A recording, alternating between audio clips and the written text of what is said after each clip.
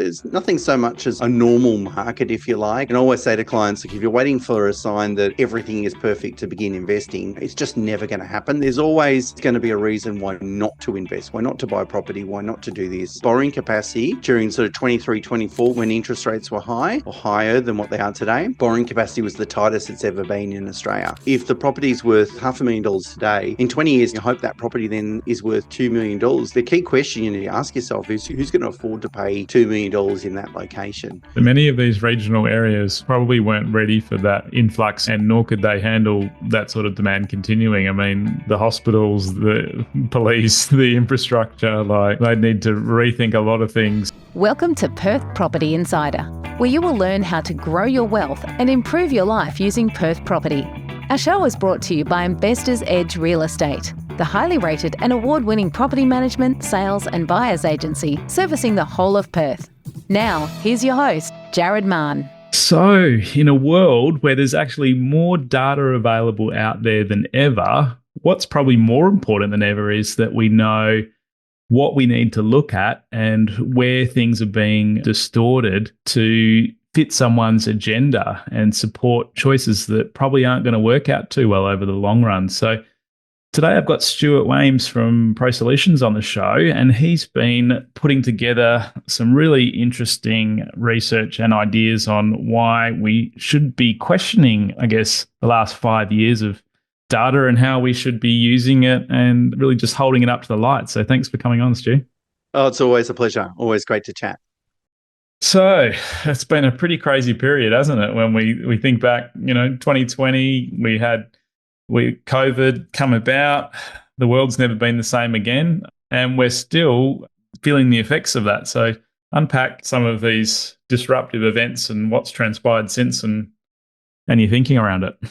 Well, I mean, it feels like, someone from Perth to say that. I mean, it feels like COVID was probably a long weekend for you guys compared to the ridiculous lockdowns we had in Melbourne. We still probably have PTSD as a result of that. But look, it has, Jared, and it's really interesting to really think back. I guess the first thing we would say is there's no such thing as a normal period. So I guess you can go back through time and you can look at, different events like the GFC or the tech wreck or 9/11, these sorts, the Iraq war. There's always events going on that causes disruption, that causes uncertainty, that impacts sentiment, all those sorts of things. And there's nothing so much as a normal market, if you like. And I always say to clients, like, if you're waiting for a sign that everything is perfect to begin investing, it's just never going to happen. There's always going to be a reason why not to invest, why not to buy property, why not to do this. There's something on the radar at every point that if I let it affect me, I probably wouldn't do anything. And many people, sadly, they move from one thing on the horizon to the next, don't they? So, and the problem is a lot of these things are unpredictable. So, the thing that's going to be causing us some potential stress 6 months from now, we probably can't contemplate today. It's going to come out of left field, and anything that crashes the stock market or, causes problems for the property market is by definition completely unforeseen. So we just know that it happens all the time. In the stock market, you get a crash every 7 years. We know property cycles go through, a boom cycle, and some can go through a slight bust, but quite often just a flat cycle. We've seen that in Perth, obviously. Yeah, we know these things, but looking back over the last 5 years, I think what we've got to really consider is to what extent has the data been skewed by these one-off events? And we're going to talk about today, there's been a whole host of them that are probably unlikely to repeat. And I think these events are quite distinct from shocks, shocks like Trump's tariffs or shocks like GFC. These things are going to happen. That's okay.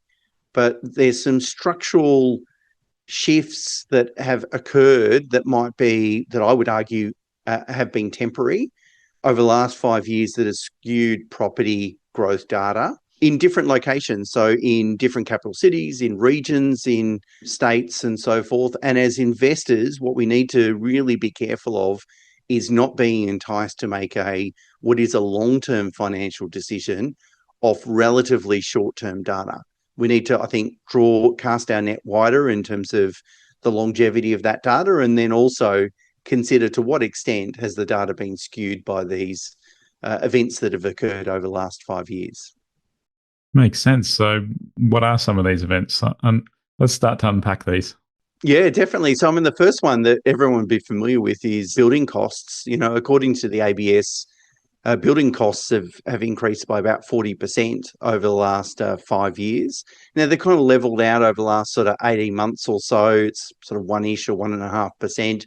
So we know that building costs aren't rising like they were certainly during 2020 to 2022, but they're also not going to retreat either. Now, we've got to think about what impact does rising building costs have on existing property values. Well, the one methodology around valuing property is to consider the replacement cost of an asset. So, what would the land cost, the underlying land cost, and what would it cost me to build that home today? Now, if the home's 20 years old, you've got to obviously impute some depreciation in that calculation. But the reality is that rising construction costs will increase actually the value of improvements on a particular land. Now, it'll do that probably to a greater extent for newer style property, but even older style property will benefit from that as well. So historically, we've been educated to believe that, buildings depreciate over time, and it's the land component of an overall property that does all the heavy lifting in terms of appreciation. But really, over the last 5 years, because of construction costs changing so much, it's really both have increased in many locations. The underlying land value has appreciated, but so has the building, just because the replacement cost has increased. And then if you think about it logically, in areas where land value makes up a smaller proportion of the overall value, and therefore, as a result, of course, the improvements make up a higher proportion, those locations are going to be impacted to a greater extent. And so some of those locations could be regional locations, where land is in abundant supply, so the underlying land value isn't as much.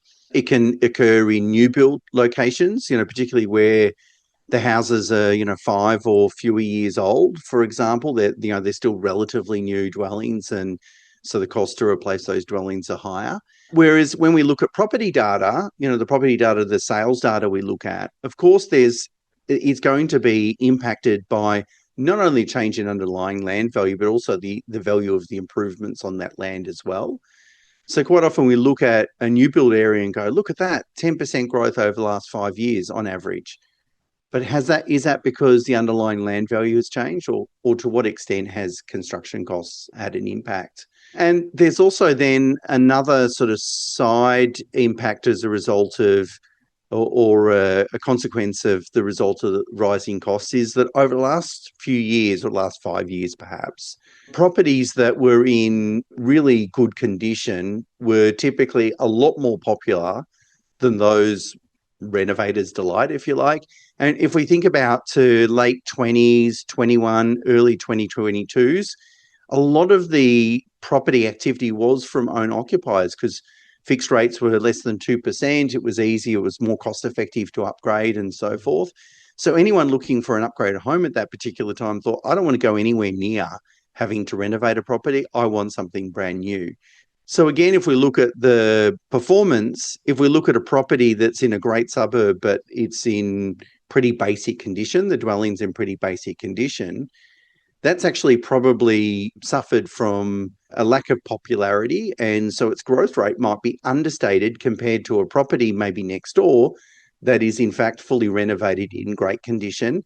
So one's had probably a higher level of demand, over the last 5 years. One's had an unusually low level of demand, and that skews growth rates as well.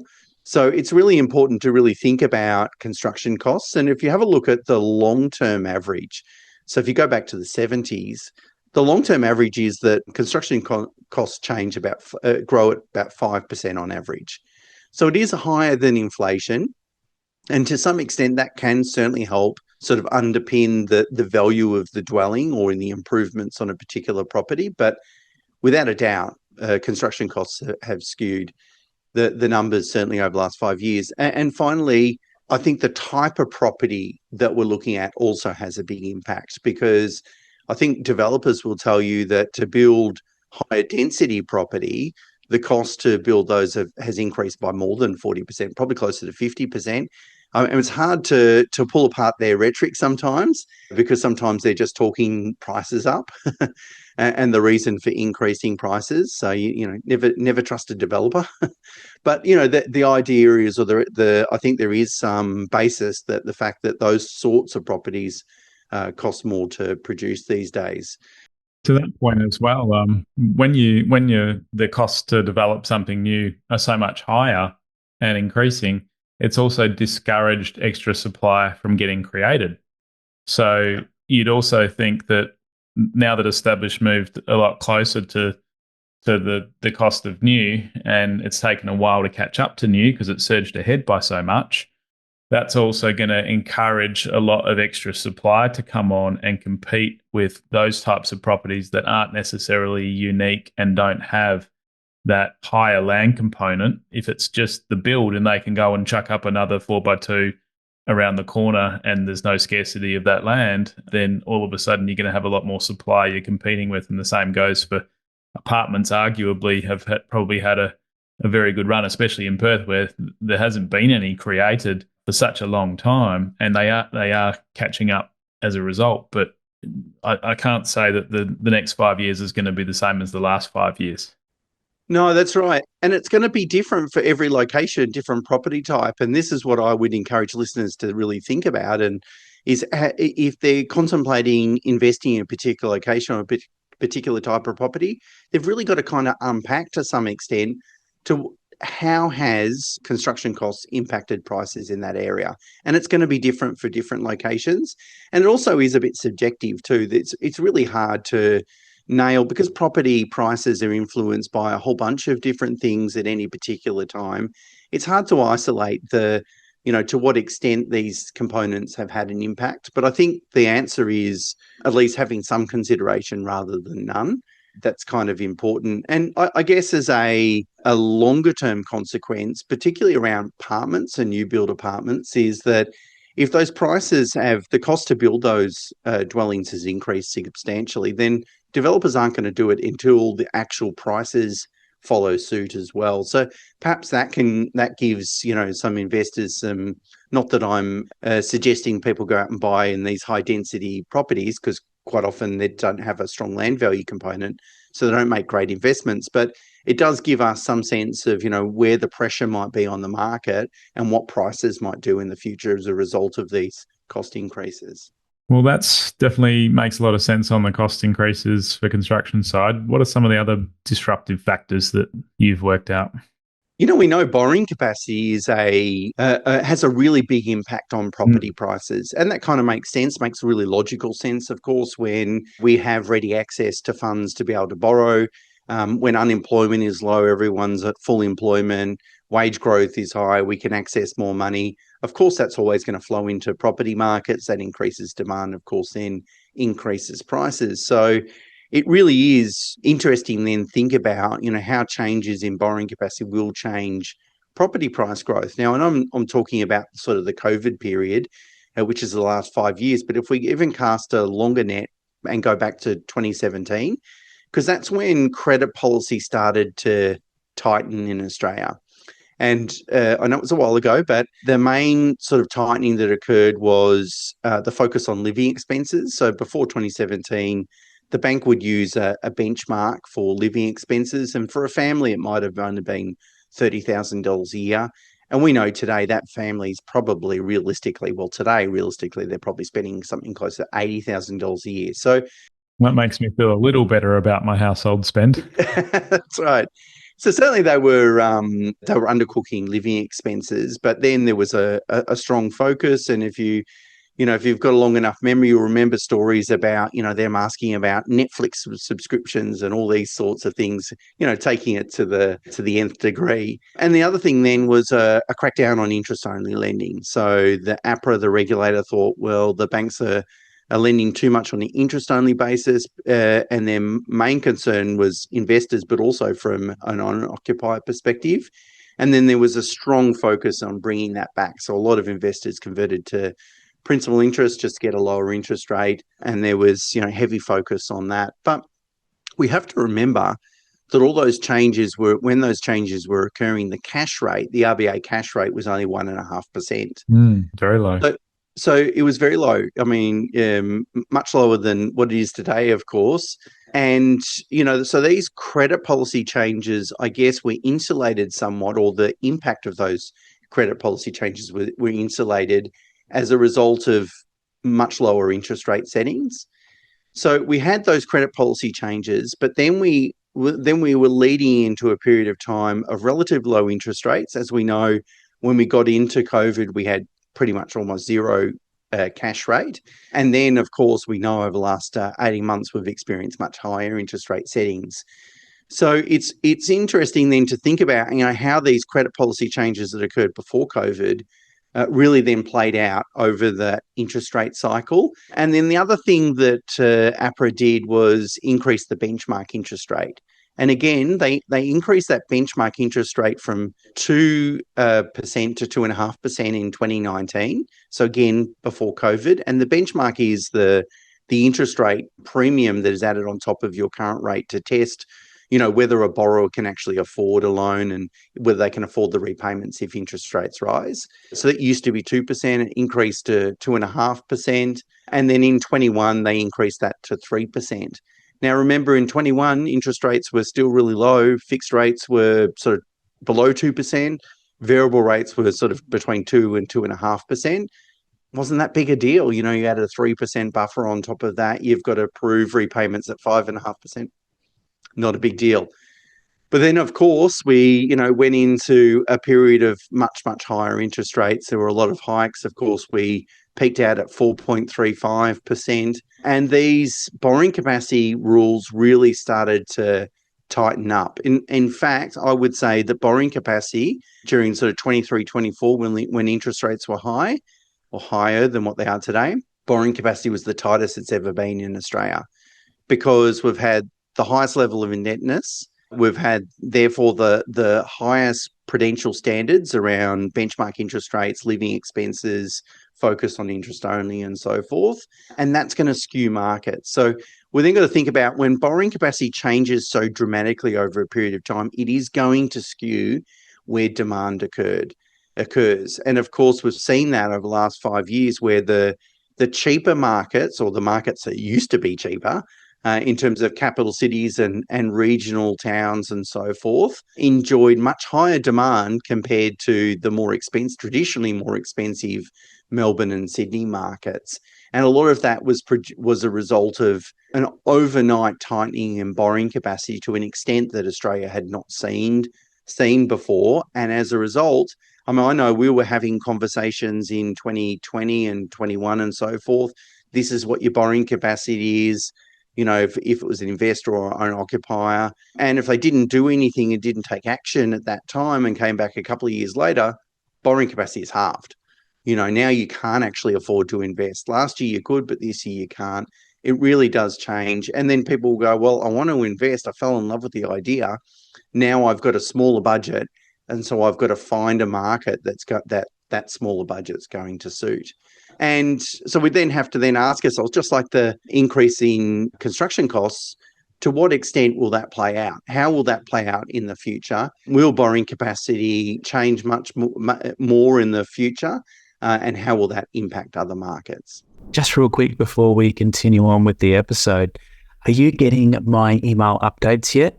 If you're not, you're missing out on our suburb intelligence reports, which we tailor and prepare for your individual suburbs of interest, showing advanced stats and insights. Must get onto those. And I also send out exclusive invitations to our events, including webinars, sundowners, and workshops. So if you're not getting those, head on over to investorsedge.com.au/join and make sure you're receiving my email updates. I think the backdrop to all of that as well has been the increasing cost of everything else. So not just the availability of money and the cost of money, but how much our insurance costs, how much our rates cost, how much every part of not only owning a property but going to the shops and putting food on the table, what that's meant for people. And it's really taken the demand that would have been much more spread out across the price points and potentially focused on higher qualities of properties, and it's just pushed it all down. And it's definitely distorted that market, hasn't it? So yeah, and it's a shock. It's a shock for the market. And, because supply can't change, property supply is relatively fixed. We know that. I mean, the government's been promising to build a lot more homes, but they're struggling to do it. It's very difficult and it's quite fixed. So then the only way the market can respond is by price. And, okay, if we look back at 2020, there might have been, a relatively significant price differential between a major regional town and a capital city, but that gap has shrunk quite a lot. And we know markets revert to the mean over the long run. So if a market goes through a period of above average growth, it's typically followed by a period of below average growth. So again, these things are going to play out. And I think borrowing capacity is not only an interesting discussion point for the last 5 years because it has been very volatile, but also really for the last 30 or 40 years because borrowing capacity has changed a lot over that time. But I don't expect borrowing capacity to have any role. That is, borrowing capacity has expanded over the last 30 years. So that is, people were borrowing maybe 1.5 to 2 times income. Now they're borrowing sort of 5 times income as a sort of general rule. Some people can be up to 7 or even 8 times income. Well, that's not going to change in the future. That's contributed to property price growth over the last 30 years. It will not, to my mind, over the next 30 years.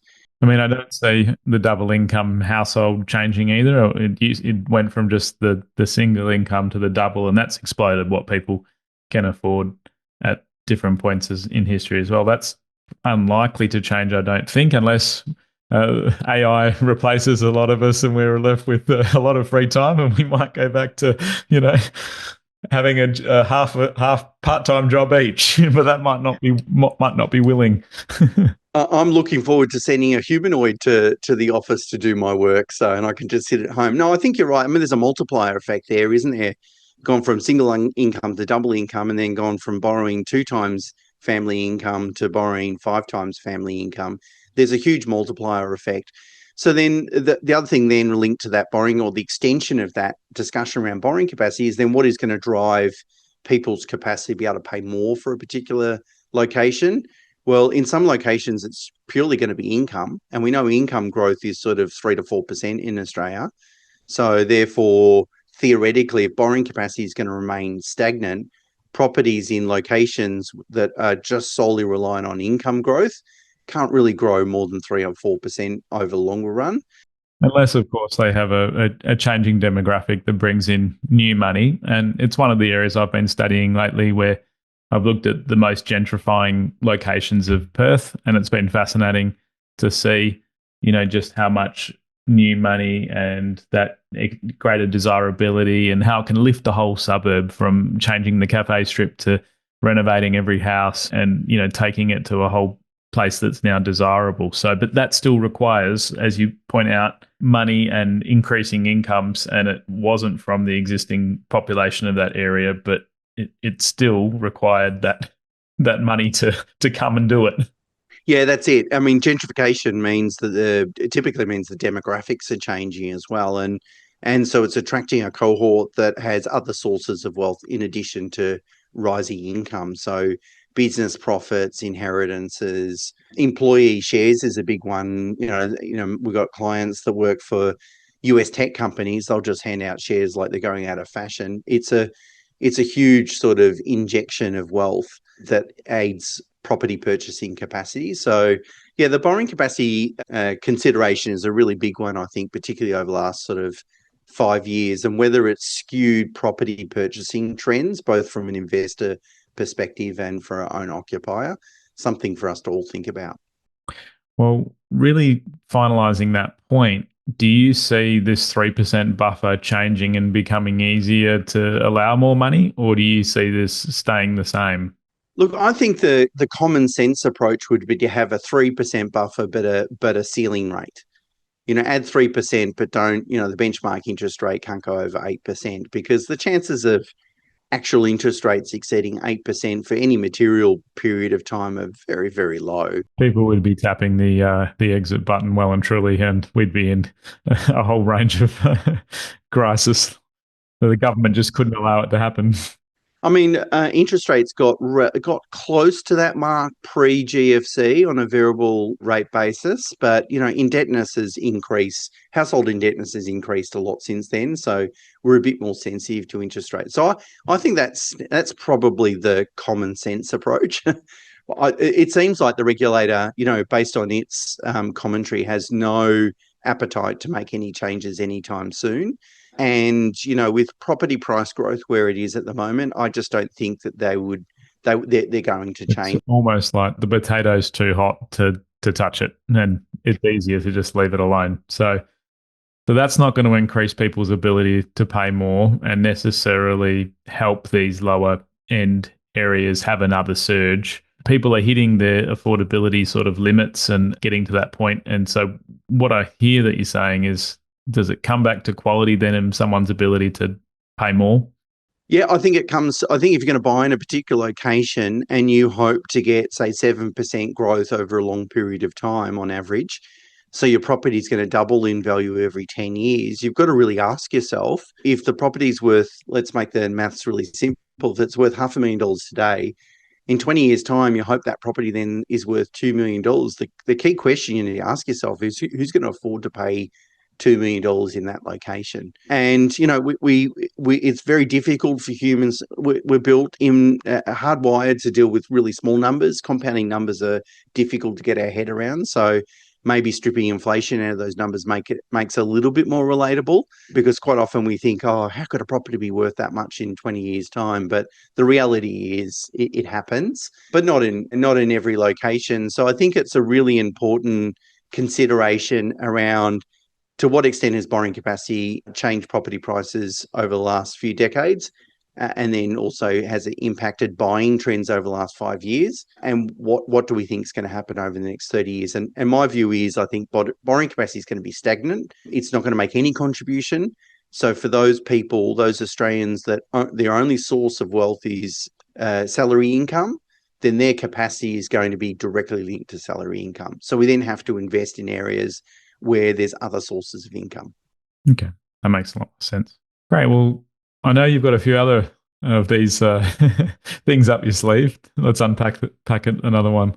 Yeah, the next one is overseas migration. It's a bit of a hot topic from a political standpoint and doesn't really have a direct impact on property prices per se, because overseas immigration, most of it is temporary visa holders. There's only a very small part of permanent visa holders. So of course, those temporary visa holders might end up being permanent visa holders eventually.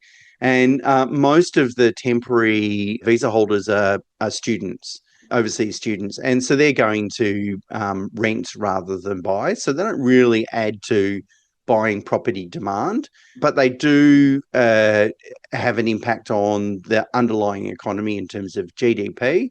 And then obviously from an investor perspective, that they're absorbing more of the rental market as well.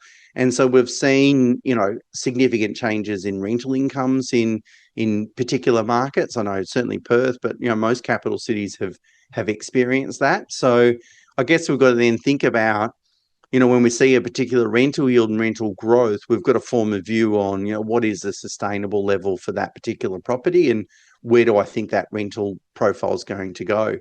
And if we have a look at net overseas migration pre-COVID, so if you look at the say 9-10 years before COVID, it averaged about 218,000 people per annum. And really since COVID, the average has been 260,000 people per annum. So yes, we had a period of time where we had obviously the shutdown in 2020 and 21, where net overseas migration actually went negative, because obviously students went home and so forth. We've more than made up for that. So the rhetoric around, the government's immigration policies are too loose, certainly if you look at the data, supports that, that they are much looser than they were. And not only have we've more than made up for that period of time that we were through the lockdowns. But again, that's going to impact different locations and different property types as well. So if I'm looking at a particular property type that really is aimed at students as tenants, I'm going to see probably more volatility over that period of time. If I'm looking at a property in a location that's not going to really be impacted, if it's a regional town far away from a capital city, it's probably not going to have any much impact in regards to immigration, except for labour supply. Of course, we know through COVID we had tightening in labour supply, and that affected businesses and so forth. But I don't think it's going to have that much effect. So I think it's an interesting one. I think it's an interesting one just from a political discussion and for long-term sustainability in Australia. But from a property perspective, I think it's probably going to have a greater impact in rental demand and supply. Well, that's some really good points, especially with the overseas migration. And what I've noticed, because I keep a close eye on interstate migration and think about, is this going to continue? What has driven that between the different states? Everything changes. So just because it's been strong and particularly to Queensland and WA over the last 5 years, we're having a great run with our jobs, with our economy that's set to continue for the foreseeable. And a lot of people land in Sydney because it's what they see on postcards. It's what they know, the Opera House, they know the big bridge.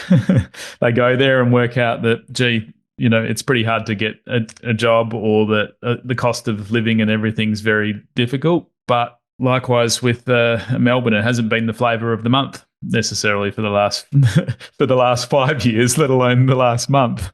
But you look at how undervalued it is relative to the other capitals, and you have to think, that can't continue indefinitely either. So not just overseas migrants, but I think it's worth thinking about the interstate migrants and the effect that they've had over the last 5 years, and will that continue?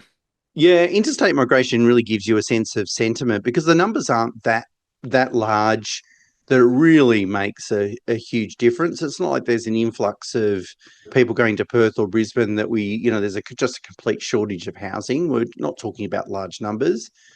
So it doesn't really move the dial from that perspective, but it does tell us about sentiment, that there's positive sentiment in both those states, of course, and negative sentiment in Melbourne. And probably the best thing, in my view, the way to use interstate migration, I should say, is when that changes, that can be an indicator, a leading indicator of sentiment change. And that might be a good predictor of property price growth change as well. And we certainly saw that in 2018 in Queensland. Queensland had net negative interstate migration for many years. They had floods, they had some political issues, if we cast our mind back then. And then we saw those numbers change. We know since 2018 that market's really kicked off. So everything moves in cycles, of course. But with overseas migration, most of it goes into the eastern capital cities. So if we're looking at that, or if we're reading a story about how migration is impacted and it's creating a housing shortage, well, that wouldn't be true.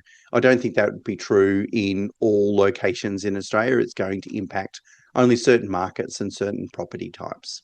Awesome. Well, that makes a lot of sense too. And I think you've got one more to round things out with. Yeah, working from home became mainstream overnight. If we think before COVID, working from home, did attract a little bit of a stigma around, Stuart's working from home today, and everyone sort of rolls their eyes and wondering if he's on the golf course or something like that. But of course, we were all forced to work from home for a period of time during the COVID lockdowns. And we started to realise that actually you can be more productive at home. I used to have to force people to get onto Zoom and meet with me, and now it's just the norm, and everyone saves on the travel time. And thankfully, my team all worked from home before we hit that period, so we were not disrupted through it. But I know many people really didn't enjoy being in that environment. And so how does this affect what's happening with property? Yeah. Well, I think the pendulum swung too far the other way. And I remember doing a podcast episode about, the whole thing about us congregating in capital cities is a trend that's been around for hundreds, thousands of years. There's lots of other reasons other than getting into the office that we want to do that, in terms of family and connection, community, all those sorts of things. So I think that's the key thing we've had before COVID. Proximity to work was a big consideration in terms of choosing a home. Then we had COVID hit, and all of a sudden, a lot of people just threw that out the window and thought, "Well, now it doesn't matter. I can go and live down the coast, a couple of hours away from the office. I'm never going to have to come in anymore." Spurred that whole regional demand, didn't it? It did skew definitely the regional demand, and then I think there's been sort of a bit more reversion back to not back to where we were pre-COVID, but a bit more balance. And we're seeing a lot of corporates talking about, having better balance, at least being in the office 3 or 4 days a week. And if you're going to be in the office 3 or 4 days a week, all of a sudden proximity to work starts to become an issue in terms of a home purchase. Plus also, it's going to work well for some people that moved out either into the bush or down the coast, wherever it might be, but it's not going to work for everyone longer term. They're going to realize that they miss their friends, they miss their communities, they miss the amenities that, a capital city offers compared to a regional location. And, there's always going to be that kind of mean reversion, if you like, that. Well, let's face it, many of these regional areas probably weren't ready for that influx, and nor could they handle that sort of demand continuing. I mean, the hospitals, the police, the infrastructure, they need to rethink a lot of things. And I think people are going there working out that, hey, there are these negatives to living in this country town when they can't see a specialist, or they can't get basic things that they have to wait long time periods for. And it's not what it cracked up to be. Yeah, that's right. But the thing we've got to understand around property price movements is they can, in fact, in beachside locations where there isn't such a huge amount of permanent residents, those sort of locations can actually correct quite significantly. You can see property prices come off 10 or 20%. But in locations where most people are owner-occupiers, permanent owner-occupiers, so I'm really talking about sort of regional centres now, or even small towns, what will happen typically is you won't see a price correction, because people that have paid the price will just sort of hang in there. They won't necessarily, it's not a discretionary asset like it is if you've got a beachside property you only spend a couple of weeks I should say. So in those locations, property will probably just move sideways. I mean, it has a small correction, 5 or 10%, and then it'll just go sideways for the next 10 years. But, when people are looking at these sorts of property and looking at, say, 10-year growth, they've got to realise that 10-year growth period, that 10-year period includes a period where you've had an unusual or not a persistent level of demand. And so, again, when people are making investment decisions or they're enticed into a particular location, you should buy here because look at the growth. They've got to think about to what extent was that growth driven by that one-off sort of spur of work from home, lower interest rates, better borrowing capacity back in 2021 and so forth. All these things compound. And that's the other thing too. There's a lot of these things, they're all going to behave differently in different locations for different property types. But some of them actually going to move prices in the one direction. So you've got a whole bunch of different factors doing that. So it's, again, really difficult to disseminate all this stuff and pull it apart and work out to what extent has this factor contributed. So I think it's really just a bit of a warning sign for most property investors to really start thinking about, okay, I'm prepared to I need to look at long-term growth. You absolutely should. But when you're looking at shorter-term growth like the last 5 and 10 years, you've got to realise, or you've got to assess to what extent has these sort of one-off factors skewed that data in order to form, a realistic expectation of what property price growth might be in the future. Makes a lot of sense. And I think to that end, you and I have both seen how there's been an explosion of different buyers agents that are very much focused on the short term, and they get the client that 1 year upside, but then they don't keep telling the story after that point. And where is this client going to be at in 10 years or 20 years? And I've done different episodes and commentary around the true cost of selling in and out of an asset, which is what a lot of these buyers agents have really adopted as their model. We'll go in there, we'll ride the wave up, we'll get you out, hopefully before things come apart. and we're going to pay a lot of entry, exit, and buyer's agent fees to them in the meantime, to come in, to go out, to change over properties, every few years. And you also pay a lot of capital gains tax, which you'd be trying to minimize for your clients along the way. So I guess to round things out, how should people be cautious? Because that's what I'm seeing. We've seen this movie before. Well, you probably haven't. I have. In the 80s and 90s, that was exactly what a stockbroker did. No one could really, there wasn't online share trading accounts, but that was the story is I'm going to pick the stocks for you. We're going to ride the wave. We're going to take profit and we're going to move on. The only people that tended to win from that relationship are the brokers that were making the commission, of course, and probably the Australian government if you're lucky enough to make a profit. Because the government wins with that, yeah, for sure. Yeah, the tax on the way through, and certainly the state government because of stamp duty and so forth. But look, I think you've got to play the long game. You've got to be conscious of timing and markets. You don't want to buy. Yeah, I'm not saying for a second that you shouldn't focus on the short term and what's going to happen for that period, because that can definitely help you leapfrog into other investments and insulate you from a downturn when and if it comes.